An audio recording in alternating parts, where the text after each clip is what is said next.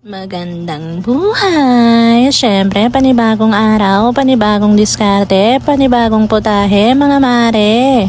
At eto nga, samahan nyo kaming magluto ng aking nanay na nagte-trending na corned beef caldereta. Enyos ko mare, kung ikaw ay nagtitipid at wala kang budget, pwedeng na to. Pero sa mahal nga ng gulay ngayon mare, tag-iisa lang ang aming inilagay.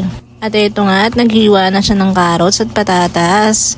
Yun nga lang ay mali ang hiwa ng patatas mga mare dahil akala niya yung minudo. Kaldereta nga ni. Oh no! Ito nga patuloy lang sa paghihiwa. Alam mo ba mare, ito nga aking kinatatamaran sa pagluluto. Ang paghihiwa ng mga gulay, ng mga sangkap mare ay nako Diyos ko. Pero Diyos ko mare, wala tayong karapatang magreklamo. Ang importante meron tayong maluluto. Abay, maalala ko nga nung aking kabataan ay madalas sabihin ng nanay, Diyos ko anak, huwag kang masyadong mapili at maraming bata ang nagugutom. Kung ano aking nakayanang ihain, abay kaidinin. Abay, ano pa nga bang aking magagawa? Mamimili ka lang naman sa dalawa. Mabubusog o mabubugbog? Yun nga, kaya ayusin mo desisyon mo sa buhay. At eto nga mga mare, hinihiwanan nyo yung bell pepper dyan, bawang at sibuyas. At ayan nga, ready na lahat ng sangkap mare after how many hours? At ayan mare, konting tips lang. Kung hindi ka pa magluluto, abay lahat ng nahiwa mong gulay, patatas at carrots ay ilagay mo sa tubig para hindi umitim. At dito nga, lagay lang tayo ng konting mantika mga mare. Saktong-sakto lang para maprito itong patatas at itong carrots. Pag kasi nagkakaldereta ako mga mare, gusto ko piniprito ko muna itong mga gulay na ito. Para sa akin kasi ay kasarap naman talaga, pero kanya-kanya tayo ng diskarte sa pagluto mga mare.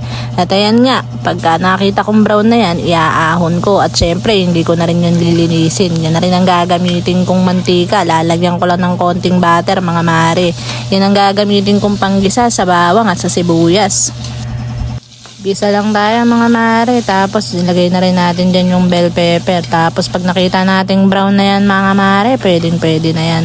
Syempre ginigisa natin para kumatas yung pinakalasa niyan. Sabi ko nga, mas matagal ang gisa, mas masarap ang lasa. At ito nga, ilagay na natin ang bida sa putahing ito mga mare. Hindi ko alam kung anong lasa nito pero nagte-trending to. Sabi nga nila, sobrang sarap daw. Abay sige, tikman natin. 2 latang corned beef nga ang aking inihalo dyan. Syempre mare, marami kami kaya 2 ang linagay ko. Baka nga sa akin lang, kulang pare. Takaw yarn.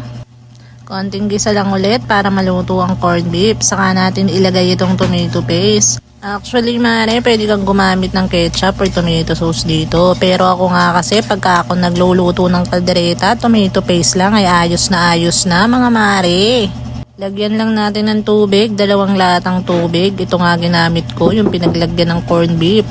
Tapos sinimplahan na nga ni nanay, naglagay lang siya ng beef cubes, lagay lang ng konting asin, konting granules at maraming paminta. Ako kasi mga mare, paminta lover. Mas marami, mas masarap. Ayan nga, takpan lang natin, hintayin natin na matuyo ang sauce niya hanggang sa lumapot. At kapag nakikita mong malapot na ang sauce niya mga mare, abay ilagay na natin ang gulay na ating ipinrito kanina. At ayan, naglagay din ako ng cheese. Yung iba ay nilalagay na cheese ay quick melt cheese. Well, wala ako nun mga mare dahil mahal yon. Kaya eto, sa Eden lang muna tayo mga mare. Hindi siya quick melt cheese pero panigurado ang sarap ay manunuot sa iyong mga buto-buto. Ito nga, finally, natapos din tayo. After how many hours? At ayan nga, tatawag na si nanay. Tara, mga unta!